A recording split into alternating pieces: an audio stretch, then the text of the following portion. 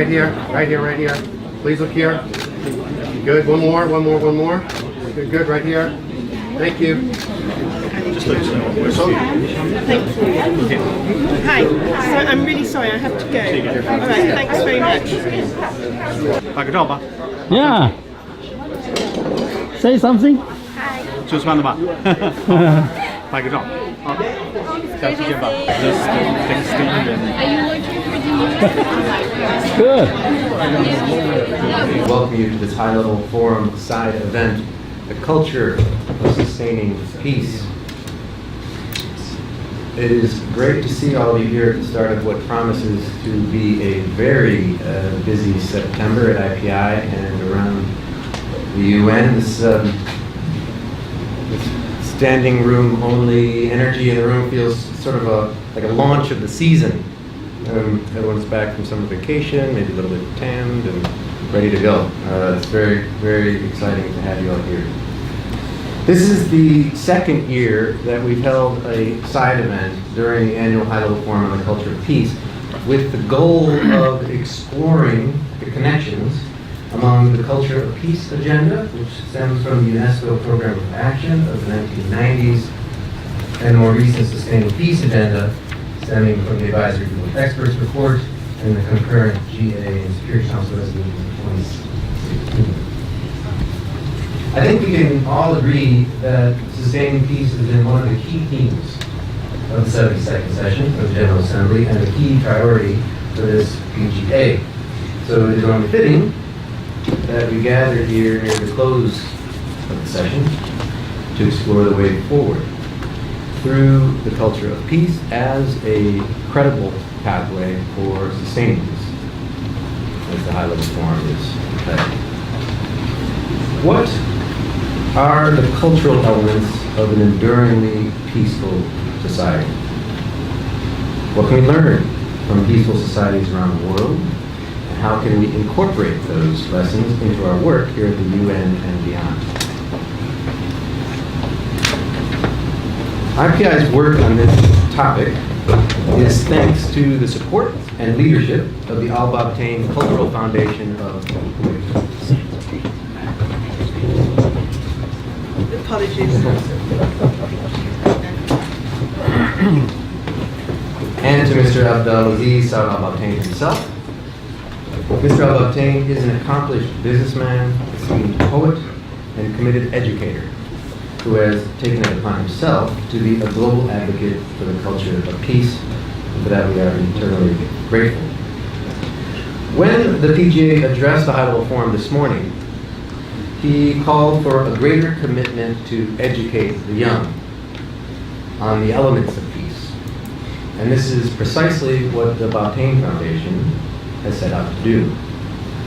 So allow me to take this opportunity to thank Mr. Al-Babtain personally, and also thank his team at the Foundation, in particular Dr. Mohammed Abduli. I look forward to working with you further on this agenda. Welcome, Dr. to New York. We will hear opening remarks from Mr. Al-Babtain in a moment, but first allow me to introduce the moderator of this event, the Right Honourable Kevin Rudd, 26th Prime Minister of Australia and President of the Asian Society Policy Institute. As many of you know, Mr. Rudd has been a friend of IPI for some time. He was the chair of the Independent Commission on Multilateralism, for which I had the pleasure of serving as part of the Secretariat. And I had the honor of working closely with him in that regard. But most recently, in June, Kevin was elected to be the director, or the chair, of IPI's board of directors. And this is your first public event in that role. It's the first time you've let me allowed alone. Yeah. And so with that, I say it's with great pleasure that I introduce to you the chair of IPI's board of directors, Mr. Kevin Rudd. Kevin, the floor is yours.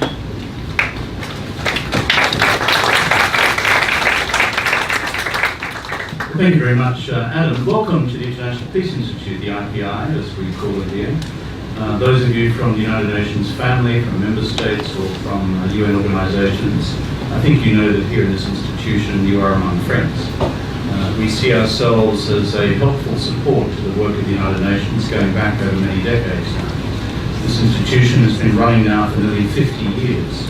and it's been my privilege recently to be asked to become its chair. And I bring to you the greetings of Terry Robasan, our president, and will be joining us again soon for the UN General Assembly season.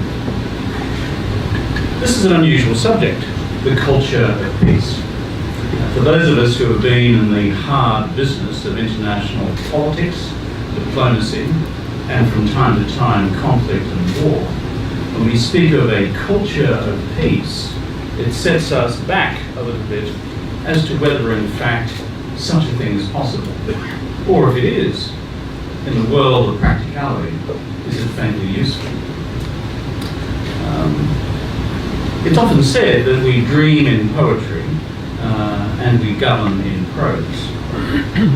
I think one of the important contributions that we have to this panel today will be from one of the Arab world's leading poets who will express his own views and reflections on what that world of poetic imagination might have to say about the possibilities of transformational change.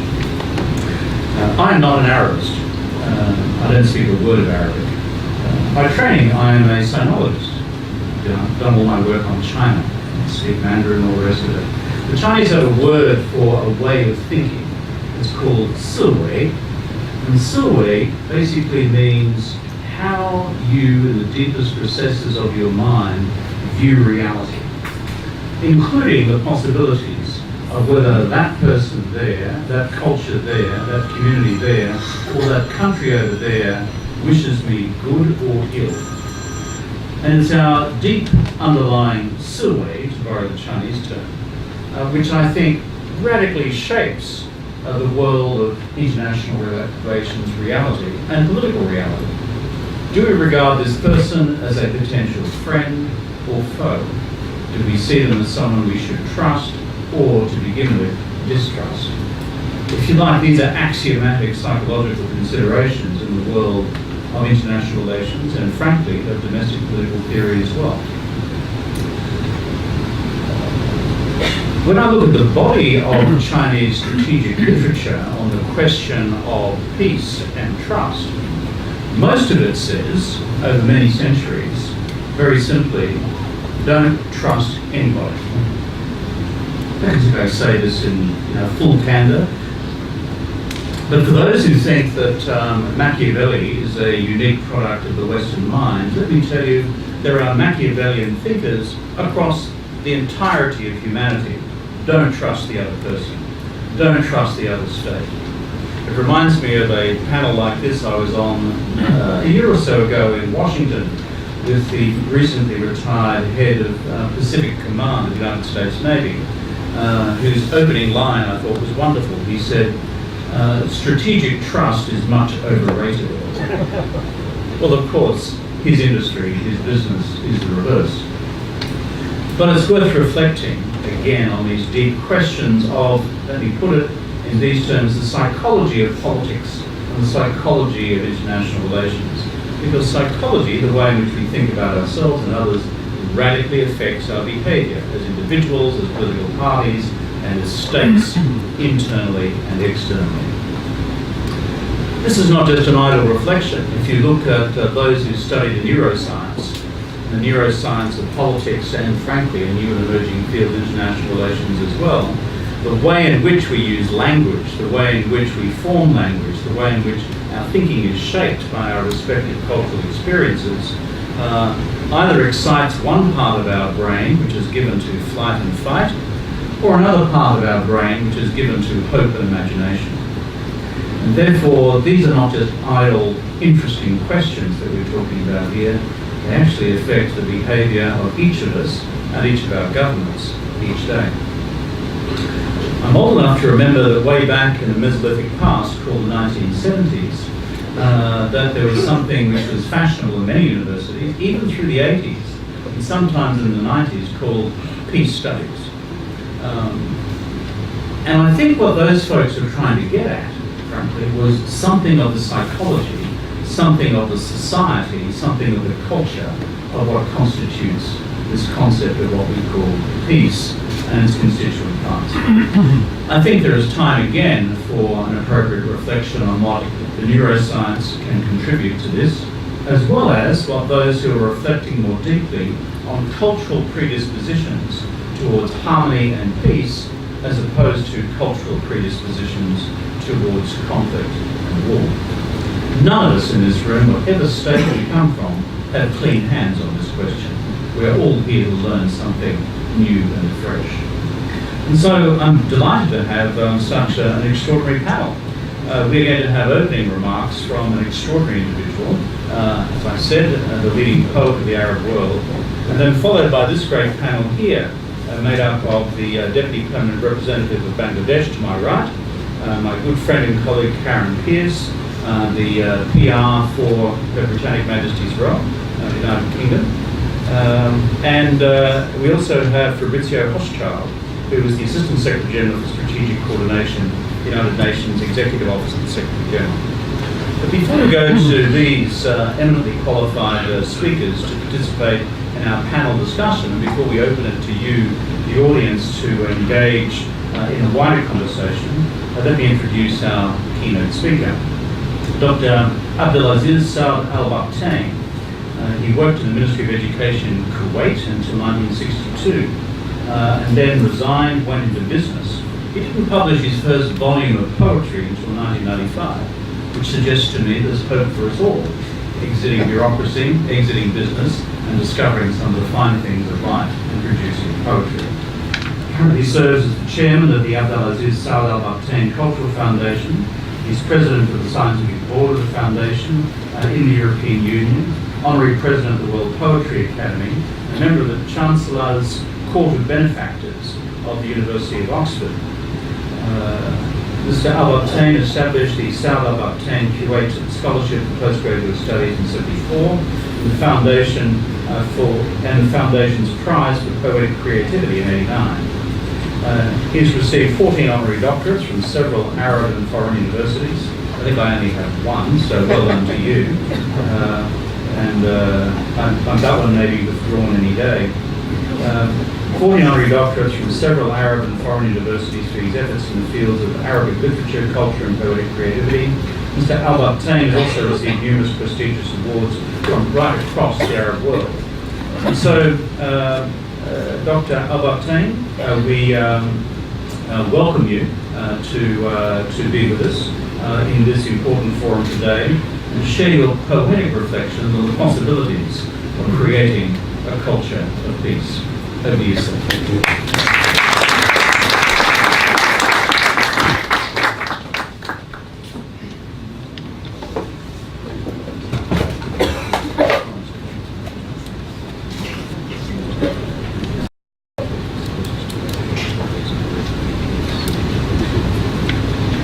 بسم الله الرحمن الرحيم.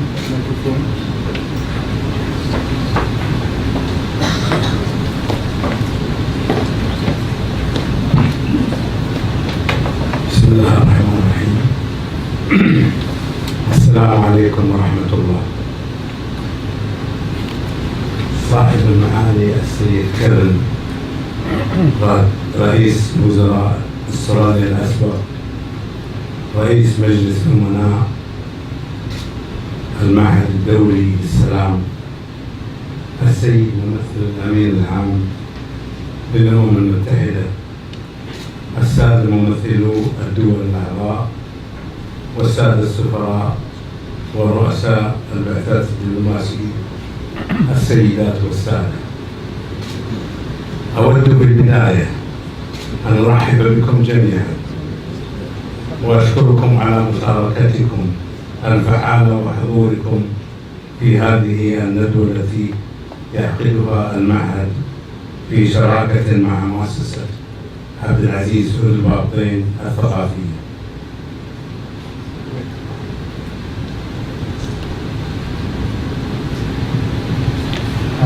Bismillahirrahmanirrahim. In the name of Allah, I'd like to welcome the Honorable Kevin Rudd, the former Prime Minister of Australia and the Chair of the IPI Board of Directors.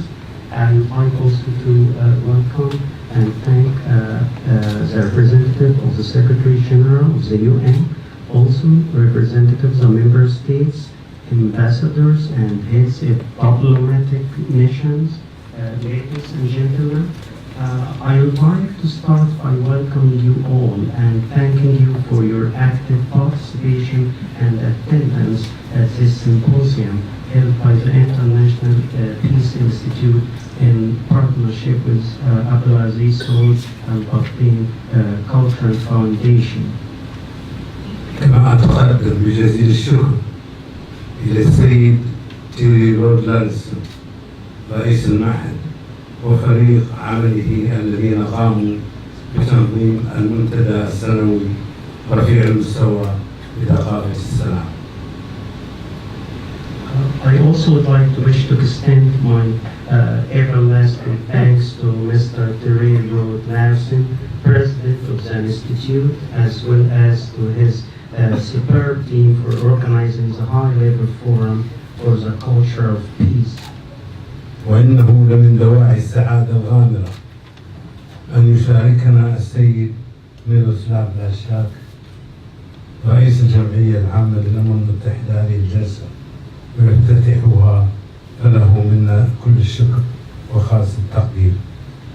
It is also a great pleasure to have the President of the General Assembly, Mr. Miroslav Lajcak, giving the opening address of this forum. يعقد المنتدى هذه السنة حول موضوع يندرج في صلب اهتمامات مؤسستنا منذ سنوات، ألا وهو تعزيز ثقافة السلام ودعمها. The forum for this year is discussing a theme that has been the basic core of the activities of our Foundation for Ease, promoting and supporting the culture of peace. وإني في هذا الخطاب سأعرض عليكم رؤيتنا للموضوع والتي نجسدها في أنشطة المؤسسة السنوية. In my speech today, I'm focusing on our vision to this topic and how it's reflected in the Foundation annual activities.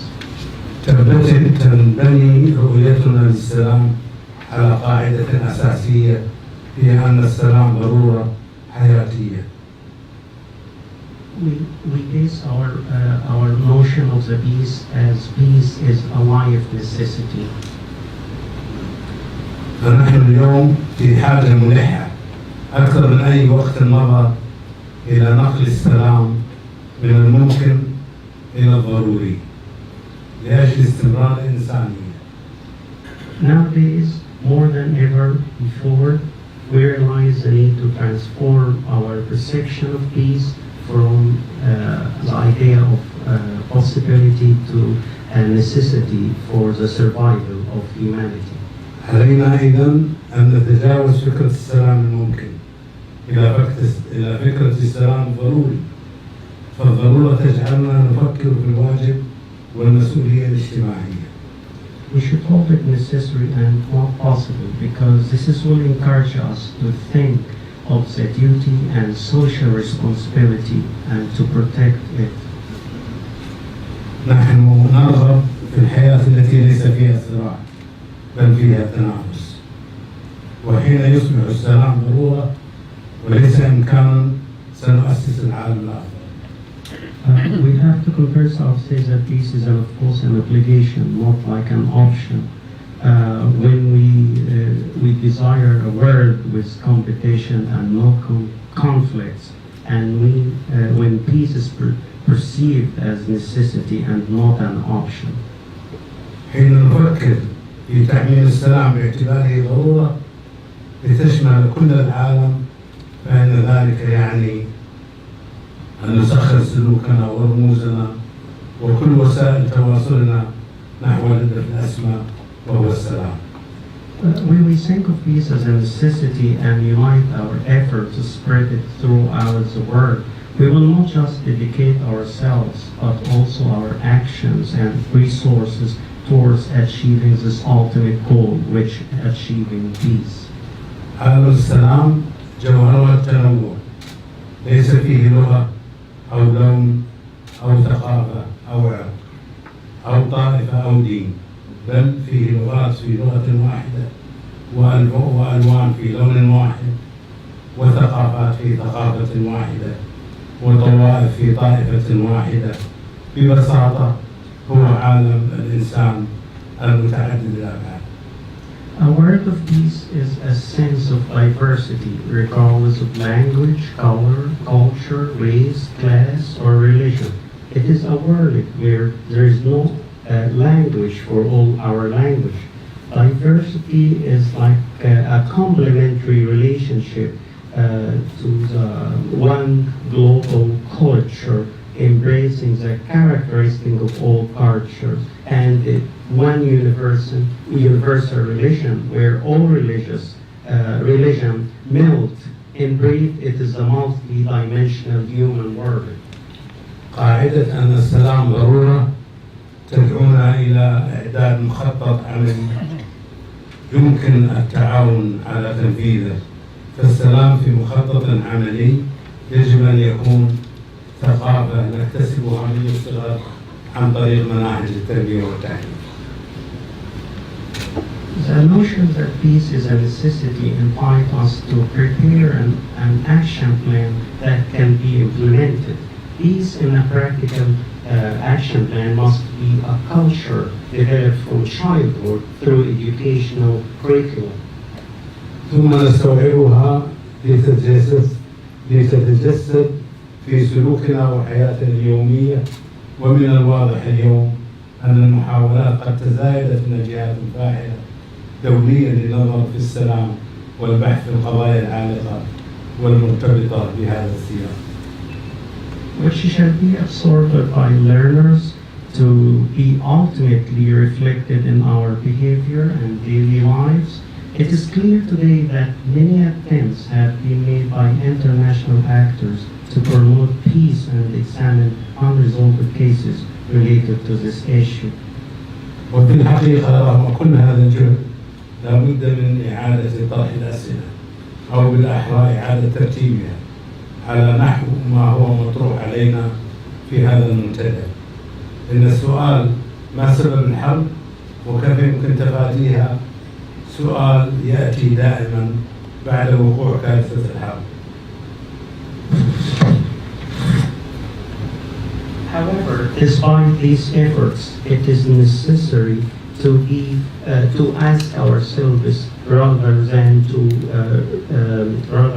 reorder these facts according to what we have outlined at this forum. The question is, what causes war and how to avoid it? Usually comes after the fact that the disaster of war had already struck. It is a post-war question. إن السؤال ما سبب الحرب وكيف يمكن تفاديها سؤال يأتي دائما بعد وقوع كارثة الحرب، أي سؤال لاحق بعدي وكأنما هو رد فعل على حدث وقع. It is, as I said, it is a post-war question, one that is usually in reaction to a tragic conflict that has hit humanity and consequently inflicted serious destruction. إنه ليس دليل التفكير في أدوات الحماية الاجتماعية لتجنب الحرب، والمطلوب أن نمنع إعلان الحرب في المجتمعات من الأساس، وعليه فإن الأسلم هو طرح السؤال الاستباقي ضمن المخطط الاستباقي. This question does not communicate that social tools have been dedicated to prevent war. Therefore, the question should rather communicate a preemptive attempt to avert war and should be the following: how to build and maintain a peaceful societies. كيف نبني مجتمعات سلم ونحافظ عليها؟ وللإجابة على هذا السؤال وتحقيق الغاية توجد سبل مثلى في رأينا هي بناء ثقافة السلام المستدامة في المجتمعات. How to build and maintain peaceful societies? To answer this question and achieve our ultimate goal of protecting the peace, we think that developing the culture of peace within societies is the ideal solution.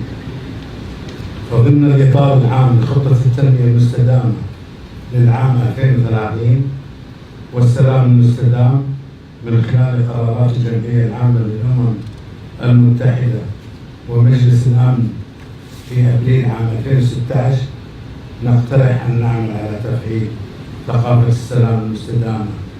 فإذا تم استيعاب ثقافة السلام في الوعي تحقق السلام بطبيعته، فهما مثل الشرب والمشروب. Within the overall framework of the 2030 Sustainable Development Plan and Sustainable Peace outlined by the resolution of the UN General Assembly and the Security Council in April 2016, we propose the Culture of Sustainable Peace Plan. If the culture of peace is fully absorbed, peace will take place. إن تطوير ثقافة السلام من أجل السلام يتطلب المشاركة على المستوى المحلي والإقليمي والدولي، أي تحقيق تعاون متعدد الأطراف والمستويات مع الدول الأعضاء والمنظمات الدولية على حد سواء. To develop the culture of peace in order to make peace a reality requires participation from local, regional, as well as international actors. This is to say that there should be a strong multilateral cooperation between international organizations as well as member states.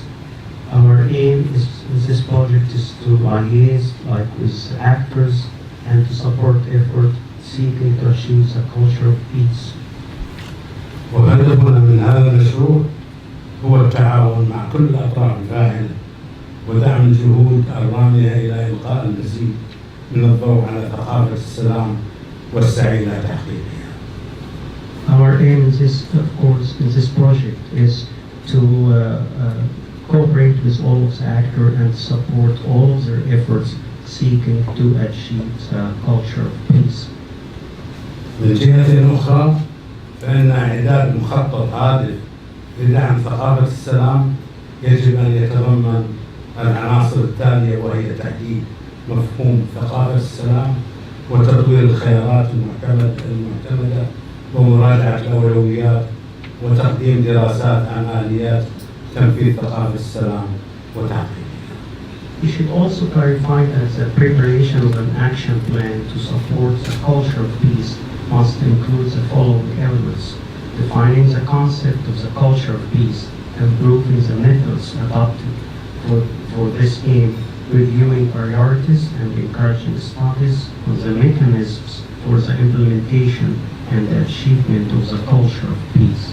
السيدات والسادة، لأجل ذلك وضمن هذا الإطار تقوم حاليا 3 فرق من المختصين لتنفيذ المخطط العملي بالمؤسسة لتدريس ثقافة السلام، وذلك بتحرير 17 منهجا في الغرب. وهي Ladies and gentlemen, within this framework, 3 groups of specialists are currently working on the implementation of the Foundation's practical plan to teach the culture of peace by editing 17 manuals related to the issue. And those groups are وستقدم جميع هذه المناهج جاهزة مطبوعة إلى ضيوفنا الكرام في المنتدى العالمي لثقافة السلام الذي ستنظمه مؤسستنا في دورته الأولى في محكمة العدل الدولية في مدينة لاهاي بتاريخ 13 جون سنة 2019 السنة القادمة. Primary and basic education experts group, secondary education experts group, higher education experts group. All the manuals will be presented as a hard copy to our guests as a word form for the culture of peace, which will be organized by the Foundation as the International Court of Justice in The Hague on 13 June 2019. وسيكون ذلك بحضور بعض من الرؤساء الحاليين في العالم والفاعلين السياسيين والاجتماعيين والثقافيين. This event will be attended by a number of world leaders as well as political, social, and cultural actors. وكلكم مدعوون لهذا الحفل يوم 13 جون سنة 2019. ومن يرغب يسجل اسمه وعنوانه لدى الدكتور تهامي العبدود. And I'm gladly inviting all of you who would like to attend this event on 13th of June 2019 to register his name and Dr. Al-Babtain, and he raised his hand now. About her name.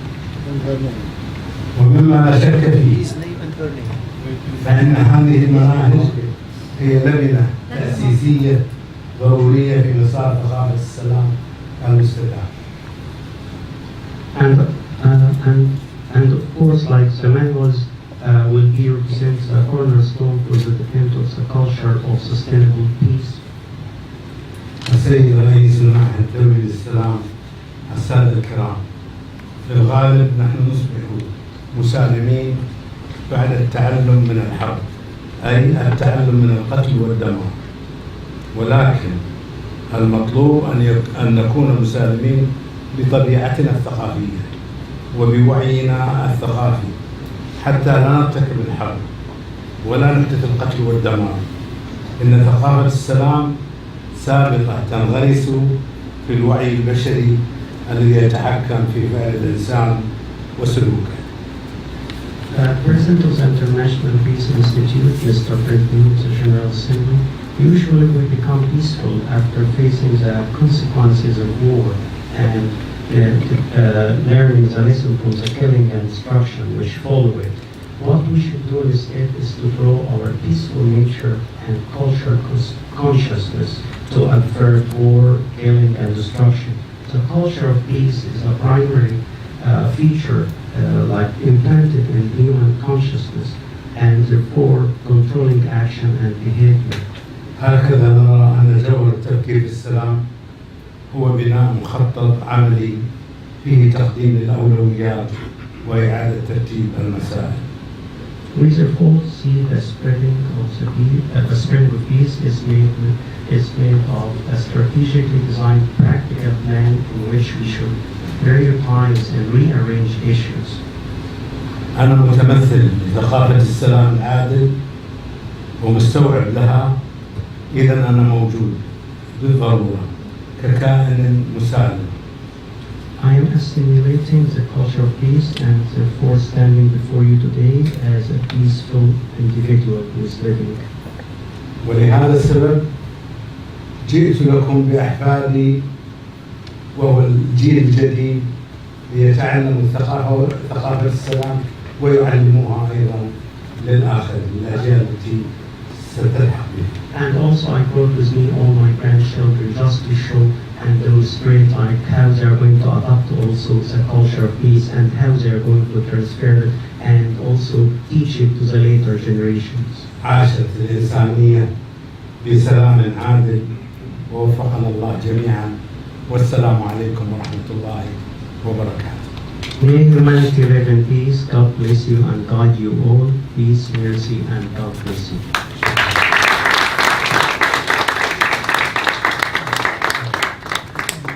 Thank you very much, Dr. Al-Babtain.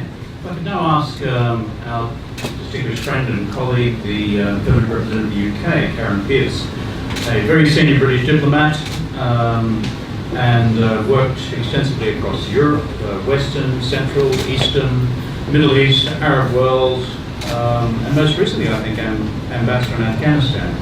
So a person of great experience. And given Britain's role on the Security Council, thank you so much for taking the time out to be with us today. Thank you, Karen. Well, Mr. Chairman, thank you very much, friends and colleagues. Thank you for being with us. And to Mr. Al-Babtain, thank you very much for being here, sir, and also for all the work your foundation does in promoting this issue. And the fact that we've been able to hold this seminar consonant with the high-level event taking place in the General Assembly, I think is really important, and it's an honour to be here.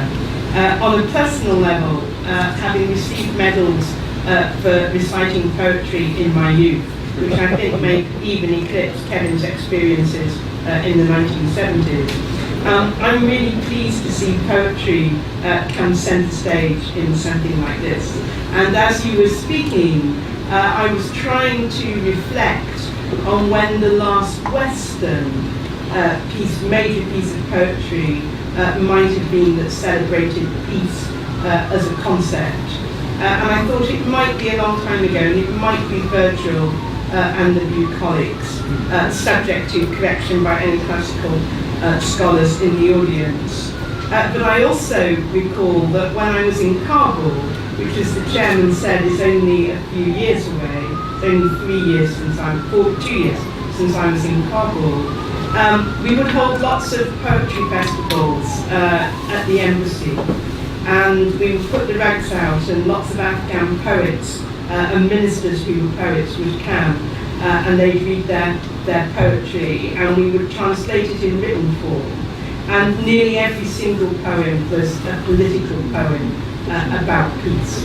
And I thought that just showed that people reflect very much their own experiences in their poetry. And it goes back to what the chairman was saying about peace studies.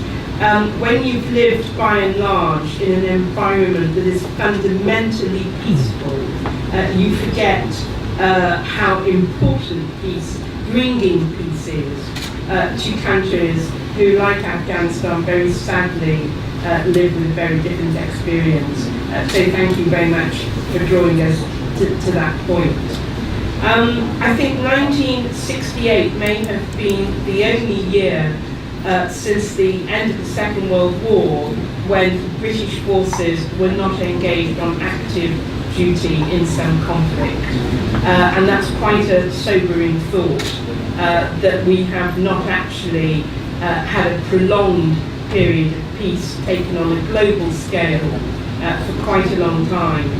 And thinking of what Mr. Al-Babtain was saying about the disaster of war, I think my generation of diplomats, I think, was changed forever by the experiences of the Rwanda genocide, but also particularly of UNPROFOR and Srebrenica, where UN forces were on the ground. And I think the difficulty we saw there of impartiality, and what impartiality and neutrality prolonged to the greatest extent actually do, and they don't need peace, they need to appeasement, and that's a very, very different thing.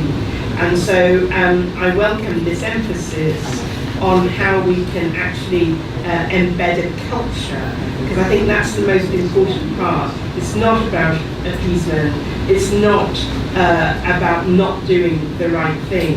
It's about how can we get to a stage where instincts for peace and for a peaceful reconciliation of disputes happens early enough in the process that it actually has a material effect on the outcome. And in the Security Council last week, when the Brits had the presidency, we did a debate on mediation, and the Archbishop of Canterbury came to speak. And borrowing the phrase from a football manager, the Archbishop spoke about getting reconciliation in early. And I think we still don't do enough collectively to really encourage parties in dispute to go for arbitration or reconciliation. And one very good reminder of this was today's Security Council debate on Nicaragua. The Council wasn't split 50-50, but there were a sizable minority of members who thought the situation in Nicaragua was not a threat to international peace and security. But I would invite people to study more precisely the Charter of the United Nations in that respect, because the Charter says that a number of chapters come under the authority of the Security Council, and those chapters include the investigation of situations and disputes to see if they might become a threat to international peace and security. And I think the chairman also alluded to this. It's one of the biggest ironies in multilateralism that countries try very hard to stop the UN and other organisations getting involved in what they see as purely internal matters. But the more you don't stop a dispute upstream, the harder it will be to stop it downstream. And that's when you're most likely not only to get conflict, but also to get the intervention of international forces, which the Westphalian states on the Security Council profess to dislike even more. So there's an irony there that needs, I think, to be teased out. And speaking personally, I would really welcome the Security Council, possibly informally and privately, having some serious debates about where, in the modern times, when most conflicts are internal and not between states, that line between international and regional and internal could properly be drawn. I think when I first came here 10 years ago, and the Peace Building Commission had just started, and I remember everybody thought it was a fantastic body that was going to do great things to bring the economic and security together. And I know from my experience in Kabul how important it is to bring those two things together, and I don't think we do it enough. But I think although the PBC has had some successes, particularly in dealing with individual countries, I think we collectively have been much less successful in drawing out templates and lessons and background information on which countries can draw as they try and chart their way through some of these difficult questions. And so I'd like to just suggest three key elements that might form building blocks for the international approach. I think the first is inclusivity. Strategies for sustained peace are most likely to be successful the more inclusive they are, whether it's youth or it's women's group or it's civil society or it's the private sector, or it's making sure that all the warring parties have a place somewhere in the peace settlement. And I recall when I was in Kabul that we could never adequately answer the question of why in 2002 there hadn't been a consultation with the Taliban on the peace settlement, even though they were the vanquished party. And there's probably a very good reason for that, but with the benefit of hindsight, making space for groups at the table becomes very important. Accountable institutions, that would be my second point. They are at the core of the social contract between the state and its citizens.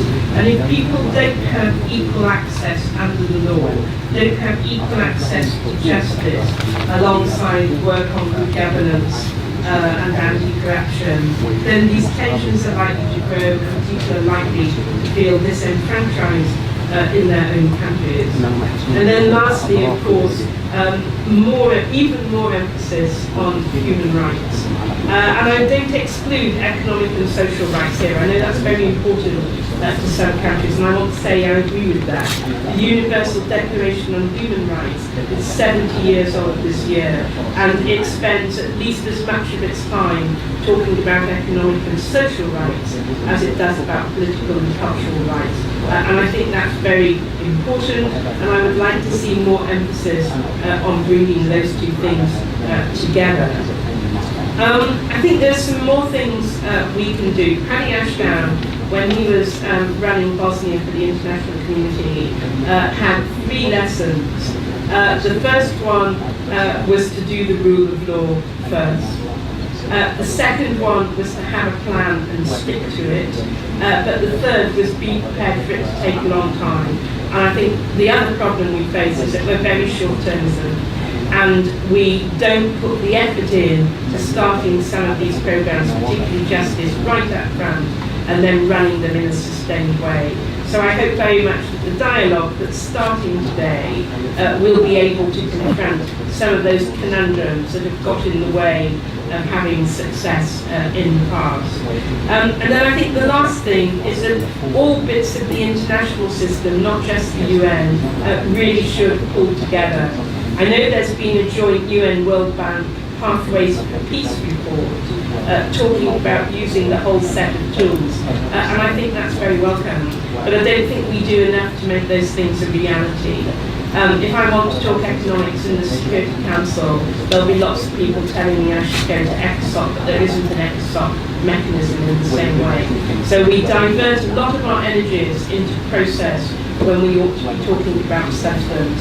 So I hope that one further project that might come out of today is to work out how we can operationalise that using the whole set of tools. Thank you very much.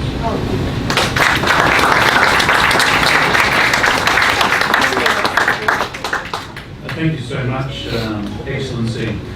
Some really good points for us to focus on: inclusivity, accountability of institutions within states, and the renewed and stronger emphasis on human rights in all its dimensions. When Eleanor Roosevelt did the drafting in ⁴48 of the Universal Declaration, based on Roosevelt's 4 freedoms, these were civil and political and economic and social wrapped into one. Frankly, I don't know if any of our declaratory statements about what we're on about in the international community have much improved since the Declaration, if we were to take it seriously. Thank you so much, Ambassador, for your 3 core points. If I could now ask the Deputy Permanent Representative from Bangladesh to add to our discussion. Mr. Moderator, Excellencies, ladies and gentlemen. First of all, I apologize on behalf of my permanent representative, Ambassador Masood bin Momen, who had to accompany our Honorable State Minister for Foreign Affairs for a previously unscheduled meeting.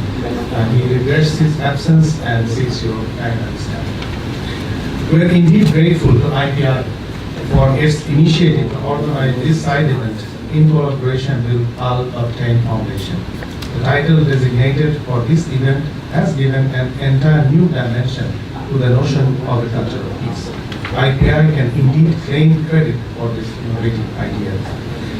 Bangladesh takes pride in its contribution to introducing and building consensus around the notion of the culture of peace.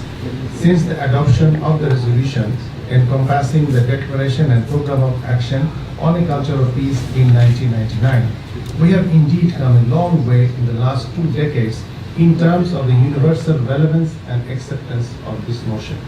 In the process, we are in debt to the successive presidents of the UN General Assembly, UNESCO, and partners in the academia and civil society for building a solid architecture around the notion of the culture of peace. The 8-point agenda inherent to a culture of peace provides it a useful premise and reference point and shows the potential for making it an all-embracing concept in its true sense. There is no reason why a culture of peace should be seen in isolation from the United Nations seminal work across its 3 pillars of peace and security, sustainable development, and human rights. It is perhaps on this point of convergence that a culture of peace can complement the recently adopted notion of sustaining peace, and vice versa. In March 2018, as you may recall, Bangladesh partnered with Lithuania as the co-facilitator for the General Assembly resolution on peace building and sustaining peace. The Sustaining Peace agenda draws its light from the UN peace building architecture and yet aims to foster a comprehensive approach to peace.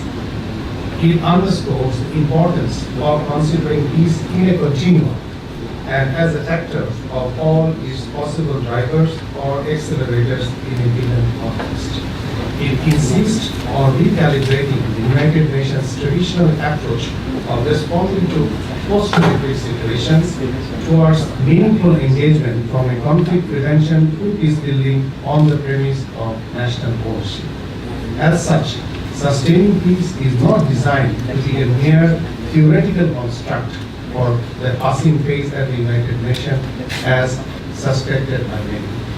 It is in fact aimed at making demonstrable changes on the ground that can perhaps even be monitored and measured, including through the cross-cutting targets and indicators built across the 2030 Agenda for Sustainable Development, at not least within the SDG 16. The positive changes we witnessed in recent times in diverse contexts like Liberia, Gambia, and Colombia reinforces the potentials germane to the notion of sustaining peace. The PJ's high-level event on peace building and sustaining peace in April this year witnessed overwhelming support for such potentials and heard a recurrent call for further strengthening such potential in line with the forward-leaning recommendations contained in the UN Secretary General's report. We are grateful to the current President of the General Assembly for recognizing the promising interface between sustaining peace and the culture of peace and opting to project culture of peace as a credible pathway to sustaining peace for a high-level event he convened at the United Nations today. This does not imply that the two concepts become contradictory to each other, which we believe it is self-defeating unless approached on the basis of informed understanding. There may be merit in exploring if the values and vehicles that help promote a culture of peace could be strategically deployed towards sustaining peace in a comprehensive manner.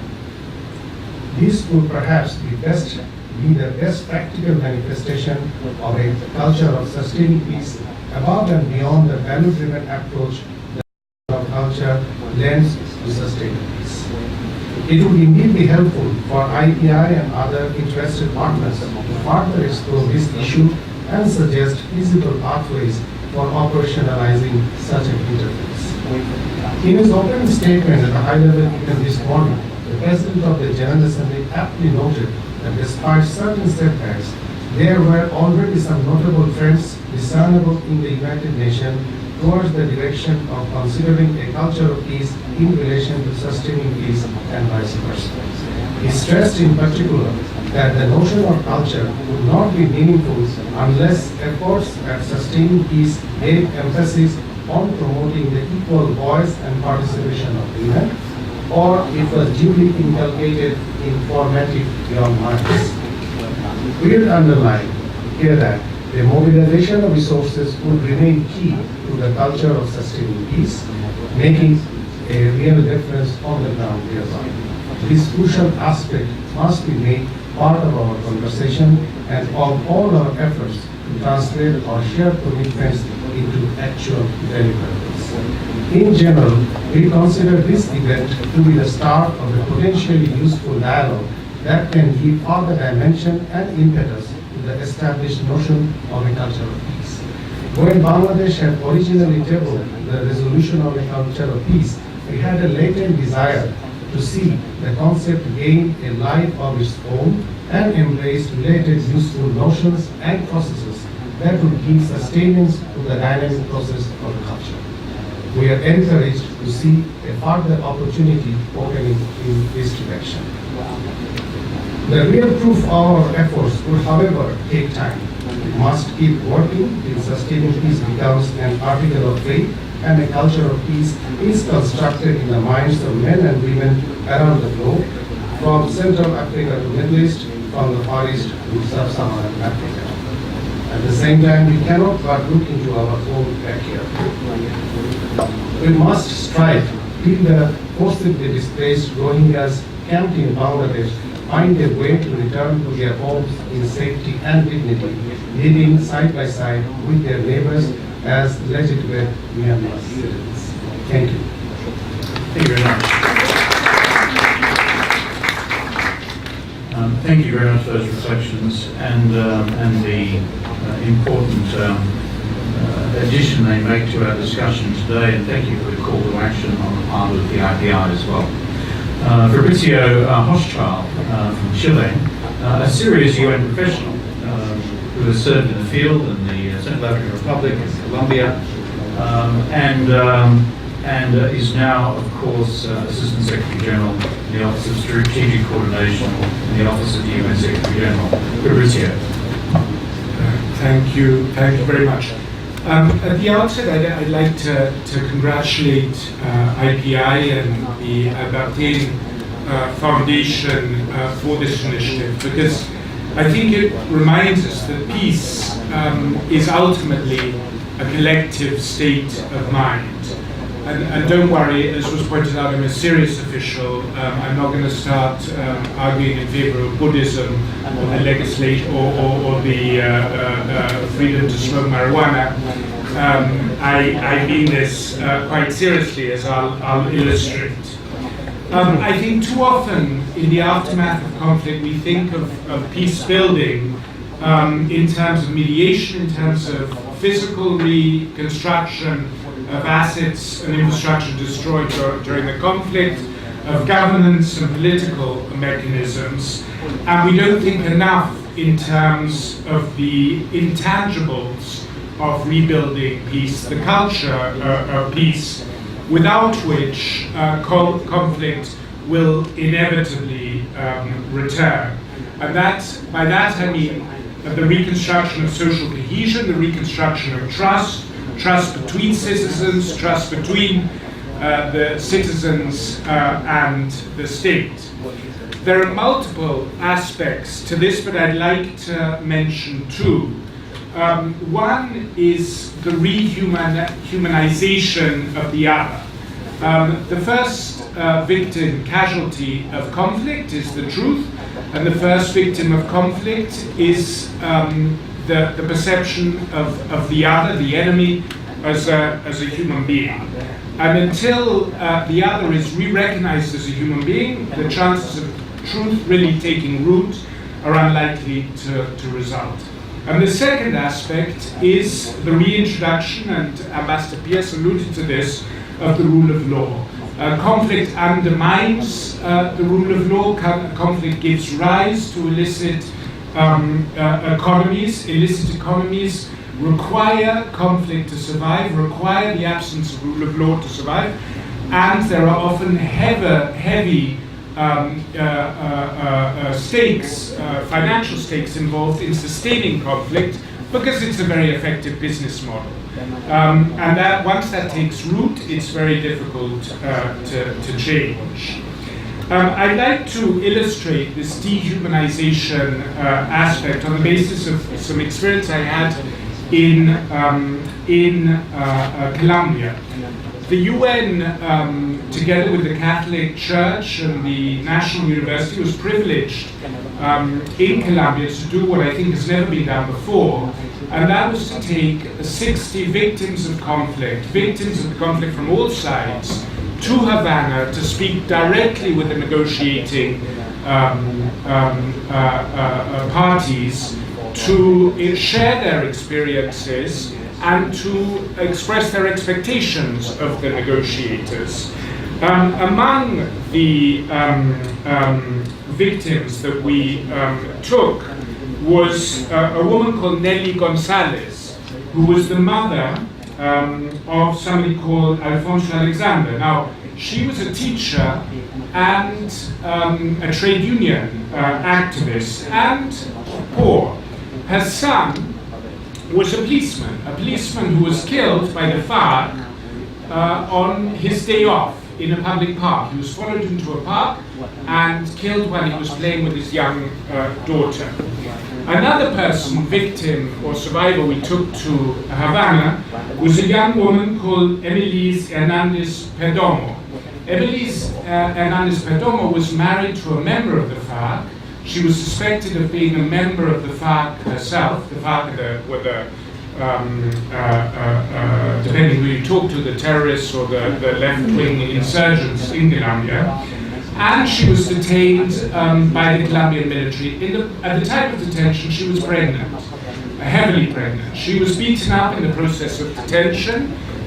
She spontaneously aborted the baby she was expecting, and the soldiers tossed the fetus before her eyes to dogs to eat. And she was later imprisoned for belonging to a terrorist organization.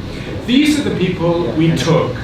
Now, the truth is, if the FARC killed the son of a poor teacher who was also a trade union activist, and so theoretically very much on the same side of the political spectrum as them, it's because they did not see him as a father, they did not see him as a son, they did not see him as belonging to a family that fought for the poor.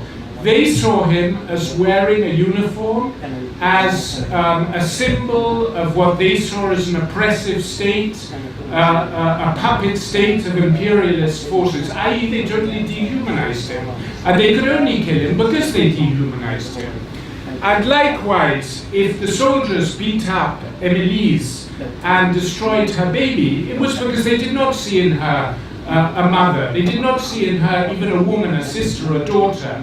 They saw her solely as a terrorist. And it's that perception of the other through a single lens, the single lens of terrorist, a term that's bandied about so easily today as a means of dehumanization and alienation, and through the single lens of representative of some sort of oppressive force that allowed man to kill man, and usually it is men, that is at the essence of war. So if you want to really rebuild peace, you have to start by rehumanizing, by showing the other as human beings and beyond the simplifications and the reductions and dehumanizations that characterize the inevitable propaganda that goes with warfare and often precedes it, and too often succeeds it as well. And I think there are many ways of doing that. I mean, in Colombia there were efforts to dignify victims, which was an effort of rehumanization. Personally, I think what inevitably has to happen is some form of reconciliation, some form of recognition at the highest level. No end of grassroots initiatives for reconciliation or dignification bear root where the leaders are chanting a different story. And we see that in the Middle East, where Palestine, Israel, where I worked some time ago, there are many, many grassroots initiatives, but while leaders speak a different tune, it doesn't work. A handshake of Sadat and Begin, of Raul Castro and President Obama, of de Klerk and Mandela, that is what really makes a difference. And likewise, where leaders speak in a very different tone, it also has a disproportionate knock-on effect. I think the situation is particularly difficult where conflicts, as was the case in Colombia, as is the case in Israel, have gone on for a very, very long time. I'll share a short anecdote with you from when I worked for UNRWA, an organization that desperately needs more support these days. I was there during the first Intifada, which was much less bloody than the current Intifada. And I intervened between some stone-throwing youths and the border police. It was in Shofat camp near Jerusalem, where the border police are responsible. And a border policeman was detaining an 8-year-old who was throwing stones. And I got in the way, and I said, "You have to release him. You can't detain an 8-year-old." And he turned to me and he said to me in perfect German, he was of Austrian descent, "You don't understand. He's a terrorist. They're all terrorists. They breed terrorists. They're terrorists." And in that manner, he dehumanized this child. The child whom he was using as a shield was hurt by the stones that were being thrown by the Palestinians towards the policeman. So he had to be put into an Israeli ambulance and taken to hospital. I went to see the parents of the child to tell them that the child was okay, he was now in an ambulance, he wouldn't be detained, but he was being taken to a hospital. And they said to the Palestinians, "You don't understand, the Israelis, they harvest organs, they will kill him in their hospital." So on both sides there were these deep-seated prejudices, these deep-seated misrepresentations that nurture conflict, and that if you want peace, you have to overcome. But you won't overcome where leaders are singing a different tune.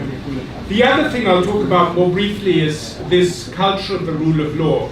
I mean, I do think we often forget, and I saw this in Central African Republic, conflict is a major business. It's not just the result of political differences. We see this in Libya, we see this in many different conflict settings. It becomes a very lucrative business. The joke when I worked in former Yugoslavia is that the only place where inter-ethnic cooperation was really thriving at its best was in organized crime, where Albanians were selling weapons to Serbs, who were selling weapons to Bosnian Muslims, who were trafficking, etc. And crime has a very unifying effect, but it needs conflict or low-level conflict to survive, and it's very difficult to overcome. And that's the challenge now in Colombia in trying to do the demobilization, because there are still many other armed groups who are active, criminal networks, and they can offer much more to the demobilized members of the FARC in terms of lucrative income than can the state. So the recreation of a licit economy is extremely difficult, but extremely essential. But that too is not just a matter of creating income opportunities, it's a question of mindset changes and reintroducing a notion of the desirability of the legality and the feasibility of legality. Because in many conflict settings, that is completely eroded. And that was very clear after decades of conflict in Central African Republic, where the perception that one could actually earn an honest living is simply inconceivable. Corruption and crime are the only ways, apart from international organizations, of earning a living. So that is a mindset change that often needs to happen. And again, it's easier where conflict is short. I remember being very struck in Kosovo, where I went in with the Special Representative of the Secretary General at the time, Senator Rivera de Mello, just after NATO forces took over. And this was after a very intense but very short war. There were no police, there were no services of public order. It was meant to be the UN, and we were about 10 people at that stage. And everybody was following the traffic lights. And I couldn't believe just how observant everybody was in the absence of any formal order to enforce it, of how people follow traffic lights. But that again shows that ultimately it's about mindset changes that take a lot of time to instill. And there I would very much agree with Ambassador Pias of the need for persistence. I think too often in a world of instant gratification, we also seek instant solutions to conflicts that have gone on for decades. And I think we need, as the UN, to have much more staying power, and also to invest much more in terms of these intangibles that I think are well summarized in the theme of the culture of peace. Thank you.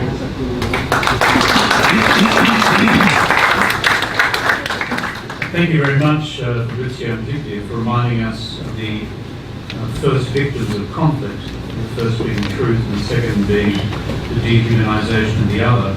And therefore, on the dehumanization question, what in practical terms can be done to rehumanize in the awful reality of rolling conflict? Within that, the central role of reconciliation and dignification, the term that you used before. Friends, we have about a quarter of an hour left for some dialogue with those in the room. If you have an observation you wish to make or a contribution to the discussion, please put up your hand. If it goes on for more than about 60 seconds, I will be ruthless from the chair and cut you off. Because we want to get around as many people as possible. To my right, please self-identify. Hi, I'm Dr. Danieli. And for the years, I've worked in all the places mentioned.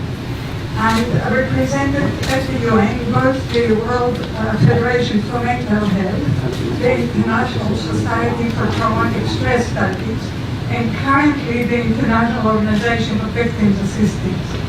And I'm very heartened at the mention of victims, at the mention of dignification. What I've missed is a mention of victims' rights, which we absolutely must underscore when we speak about justice.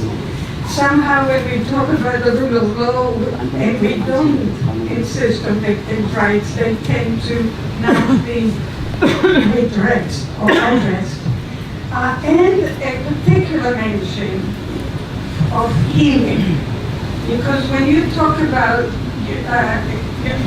rehumanization, so to speak, you're really talking about healing not only the physical wounds, but the mental health wounds, and really also the soul wounds of both victims and perpetrators. And I think a mention of religious leaders should be included as well. And this is very exciting. And the notion of education for children is absolutely necessary. Thank you. Thank you very much. What I'm going to do is take a series, and then I'm going to arbitrarily allocate members of the panel to come back to you on the points that you raised. Young woman at the back, behind you. Hello, I'm Eleanor Bennett with the Women's International League for Peace and Freedom. I was wondering in what ways can we combine the desire for justice with our peace processes? So combining that with reconciliation, what mechanisms can we use? Thank you very much, Eleanor. Another question. I think there was a young woman here as well. Yeah. Thank you. I'll work my way to the front. Hi, Kevin. We have a number of questions coming in on Facebook, so I'll give you one now, and perhaps in a future round we can come back. The first question is from Zainab Nuhu, and she wants to know, looking at women in post-conflict transformation, what are the things put in place to ensure and encourage participation in sustaining peace? Okay, thank you very much. Lady up the front, and then the gentleman here. We have a microphone. Thank you. I'd like to thank all of the panel for their interesting questions. Particularly, I would like to... Introduce yourself at the microphone. I'm Leslie Wilkinson. I was a senior political officer of the UN. I was also involved in peacekeeping in various houses. I'd like to thank everyone for their comments and suggestions. I'm very interested to know, how do you deal with a conflict situation where you have external actors? It's not just the two who are fighting. There are often external actors who are pushing one group or the other, and I'd be grateful for your comments on that. Thank you. Lasting peace and for solid development. On the question of the relationship between justice and peace, I mean, of course, promoting justice is often seen as somehow in tension with promoting peace, and often, I think in the short term, there are such tensions, but in the long term, I think the lessons we've learned is that peace processes that are pursued without an element of accountability, without an element of justice, are unlikely to be durable, and certainly don't honor the aspirations of the victims. Having said that, I do think what's becoming increasingly clear is that we need a much more sophisticated concept of justice than just thinking of justice in terms of throwing people in prison for a very long time. I think Paulo de Greve, who was a special rapporteur, and a distinguished Colombian jurist, did a lot of work on this under the banner of transitional justice, where he made clear that in a post-conflict or transitional setting, one has to understand the pursuit of justice as being made up of four pillars. First of all, non-repetition of crime. Securing non-repetition, which is essentially what peace does, is the cornerstone of transitional justice. Secondly, having a truth process, and I think truth processes is a way of honoring victims' rights and a way of dignifying victims. Thirdly, reparations for victims. And a fourth component is, of course, prosecutorial justice for the most serious crimes. The Colombians came up with a very sophisticated model which integrated all those four elements, and moreover, basically, within those four elements, engineered a sort of trade-off. So the more you contributed to non-repetition, the more you contributed to reparations, the more you contributed to the truth process, the more you could be subject to leniency when it came to prosecutorial justice. So I think there are very solid and sophisticated ways of reconciling peace with justice processes. And I would argue that the peace agreement that came out of Colombia was a model in that regard. by the way, on the way through, thank you Fabrizio and your other UN colleagues for the extraordinary work done in Colombia over many years. Karen. Thanks very much. Women in thank you very much. Women in post-conflict situations. I think predominantly for me that's about systems.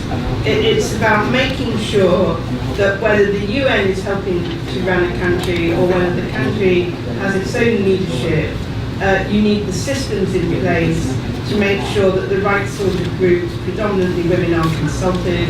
You need the systems in place back in New York and in the Human Rights Council, but also in the public policy UN agencies in Geneva to make sure that women's groups are consulted.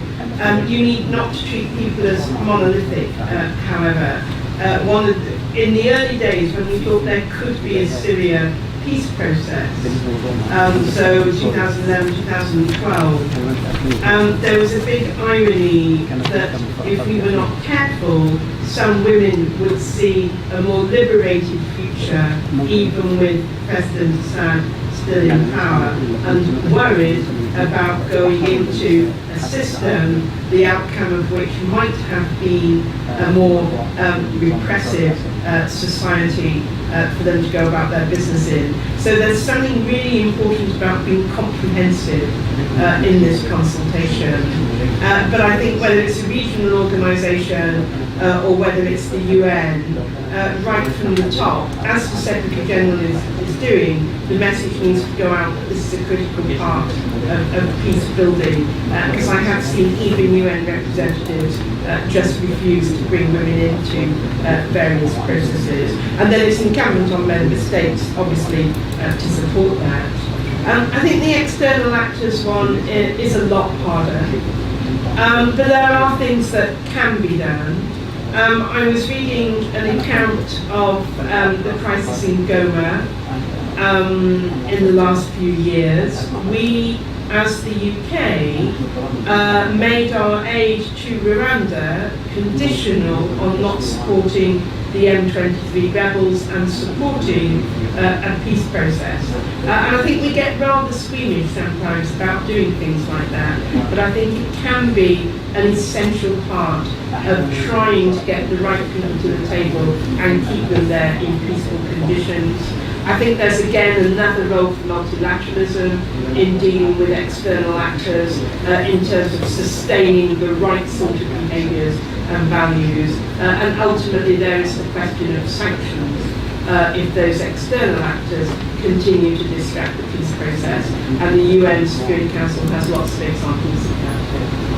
Thank you, Sharif. Yeah. How to build the culture of peace. So one has to understand why we follow the notion of culture of peace. Because we feel that culture is an inextricable part of human life. So if the centrality of peace that we should make a part of our life, it should start from the family to begin with. I mean, with a formative young mind, as I mentioned in my intervention, and then it should go to the family, it should proliferate to the state, to the regional, international, and the global level. So we have to make peace a part of our lifestyle, and if we are able to do that, then I think every other thing will fall in place. That we have to believe in peace. We have to idolize it, and there are a number of steps which we can follow to inculcate the culture of peace at individual, societal, state, and international level. Peace could be finding the not to be reactive. Rather to look into the root causes of violent conflict, why it's happening, how we can address it, what are the missed opportunities. And peace has to be looked into a continuum. It's not only in post-conflict situation or during situation or in pre-conflict situation. Peace has to be in continuum in all the phases of the conflict. Beginning from the beginning of the conflict, it has to be pursued with equal intensity and rigor all the time. I think that is the way we can attain, if not a culture of peace, but at least a semblance of a culture of peace. Thank you so much. Now we have less than 5 minutes. I'm going to take 2 or 3 more very short, sharp questions, and then we're going to close it up. Anyone got a bursting question? Gentleman at the back? Yes, sir.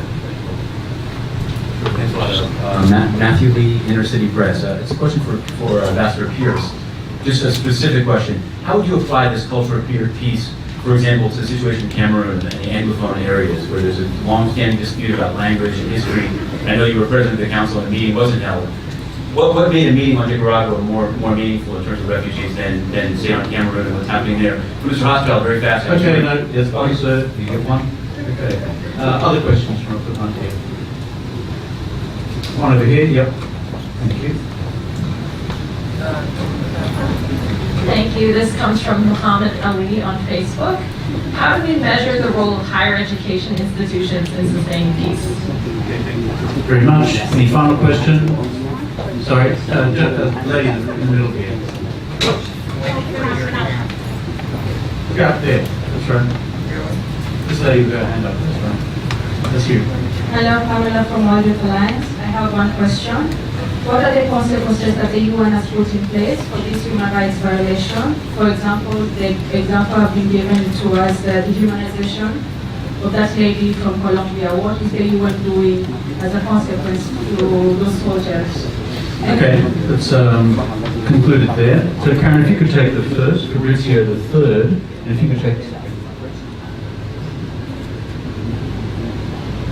I think if you're going to apply it to the situation in Cameroon, the Anglophone situation, the key thing is that the dialogue continues, the military don't act disproportionately, and those of us who consider ourselves Cameroon's friends help the Cameroonian government develop and stick to a plan for dealing with the vast numbers of the Anglophone communities who are not violent. And that's the path we've been taking. Not everything comes to the Security Council even when it's important. There's no preordained hierarchy. You're much more likely to end up on the Security Council's agenda if no positive steps are being taken. And any member of the Security Council can raise an issue at any time. So, as I say, there's no preordained hierarchy. Nicaragua is not more important than Cameroon. The situation of human rights globally is important, and we deal with those issues in the best way we deem right for the particular situation at the particular time we deal with it. Yeah, Tariq. Thank you. It's not only higher education. I mean, education at any stage has an important bearing on inculcating cultural peace and leading to sustaining peace. It's all about shaping the young mind, and that is where education, and for that matter, higher education comes into play. And when it's about sustaining peace, that it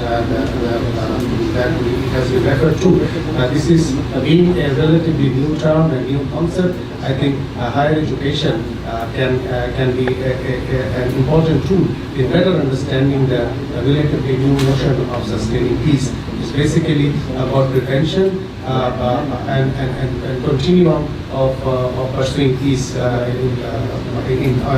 over the different stages of conflict. So, as we have higher education has an important role to play, and for that matter, education at any other stage. And I think we need to build upon developing our education system in that direction. Thank you. Fabrizio, close. Thank you.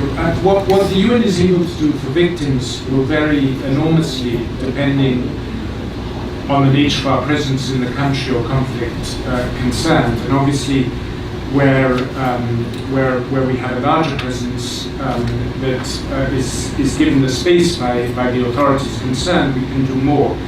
In the case of Colombia, we had an Office of the High Commissioner for Human Rights that took up legal cases where there was abuse of individuals. We also had UNHCR, UNICEF, and other organizations that did their utmost to provide both assistance and in some cases psychological aid.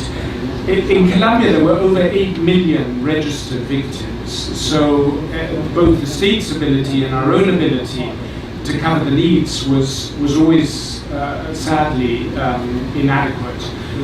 But within those means, many brave colleagues, risked their own welfare to work hard for victims, as so many colleagues do elsewhere in the world. Thank you very much. UNESCO's statement in its constitution says, since wars begin in the minds of men, it is in the minds of men that the defences of peace must be constructed. Leaving aside the gender inequality of the statement, tempered by the fact that most wars have been started by men, it's important to understand that we are dealing with challenges which are both attitudinal and institutional. And that's been the focus of the discussion so much here today. Thanks so much to the panel and our guest speaker for bringing emphasis to bear on that. On the institutional questions, I thought the reflections from across the panel on reconciliation, on dignification, on restitution, on mediation, on arbitration, Karen's point, also on active prevention, and then the much difficult and complex area of humanitarian intervention. But that, in fact, is the spectrum. If you get the early bits wrong, you're going to end up with the latter bits, whether you like it or not. And my final reflection is an entirely personal one.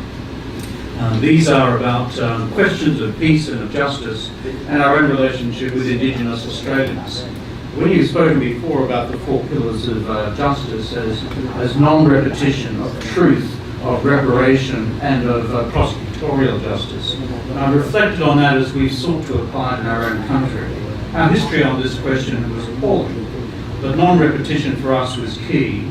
A truth exercise whereby we collected the stories of Indigenous people over decades and decades and told those stories through the National Parliament finally, affected the way in which the nation dignified our first inhabitants in a way which hadn't happened before.